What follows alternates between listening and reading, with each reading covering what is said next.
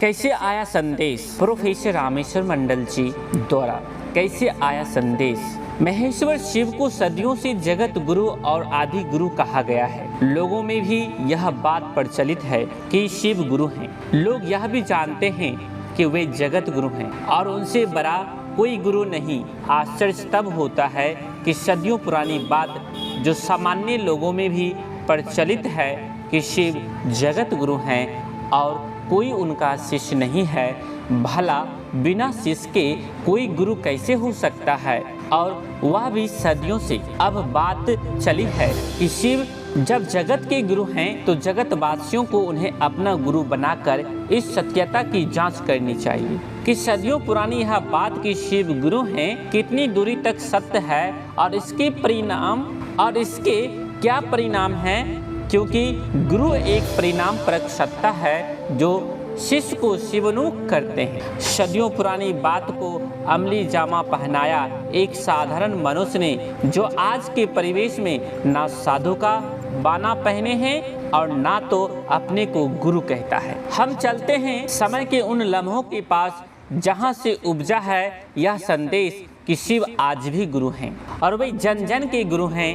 वर्ष 1948 के उत्तरार्ध की सर्दियों के आगमन के साथ दीपावली के दिन प्रातः कार्तिक कृष्ण पक्ष चतुर्दशी को बिहार राज्य के तत्कालीन छपरा जिला के सिवान से 5 किलोमीटर की दूरी पर अवस्थित गांव अल्मोड़ी के एक मिट्टी के घर में जन्मा हुआ था श्री हैनानंद जी का। उनके पिता श्री विश्वनाथ सिन्हा और माता श्रीमती राधा की प्रथम संतान के रूप में वह ज्योति प्रकट हुई थी।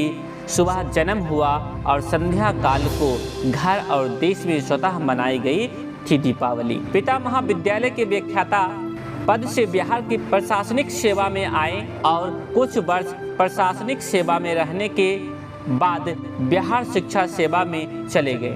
अपने पिता के तबादले के साथ साथ हैदरानंद जी का बचपन भी राज्य के विभिन्न जिलों में गुजरता गया। वर्ष 1961 में उनके पिता शिक्षा विभाग में मुंगेर के जमुई अनुमंडल में अनुमंडल शिक्षा पदाधिकारी के रूप में पदस्थापित थे। उन्हीं दिनों पिता से मिलने आए एक तांत्रिक से श्री हैनानंद जी का 8वीं कक्षा का बचपन उलझ पड़ा और वहीं से शुरू होती है कहानी, जब उन्होंने तांत्रिक क्रियाओं को सीखने के लिए शमशान और साधुओं का संग पकड़ा। उनके पिता आज भी कहते हैं कि वर्ष 1953-54 में जब हैनानंद जी 5 वर्ष के थे तो उनकी आदतों में शामिल था अपने दोस्तों के साथ आसन मारकर बैठना और भूत प्रेत तंत्र मंत्र की तरह तरह की बातें करना। उनके पिता यह भी बताते हैं कि अध्ययन में उनकी रुचि कम थी, लेकिन शिव के तस्वीरों को कुर्सी टेबल लगाकर दीवार से उतारना और पेट्रोल के खाली डिब्बे में पानी भरकर घर की सीढ़ियों को मेज के रूप में इस्तेमाल कर रबर की पाइप से पानी गिरा कर शीशे में मढ़ी हुई शिव की तस्वीरों को पानी से गला देना उनकी आदत थी। नेक्स्ट भाग 2। सभी को प्रणाम भाई बहन, इसको आप शेयर कर दीजिएगा। चैनल पर नए हैं तो सब्सक्राइब कर दीजिएगा चैनल को। उसके बाद बेल आइकन को प्रेस करेंगे, इससे अगले वीडियो का नोटिफिकेशन सबसे पहले आपको प्राप्त होगा।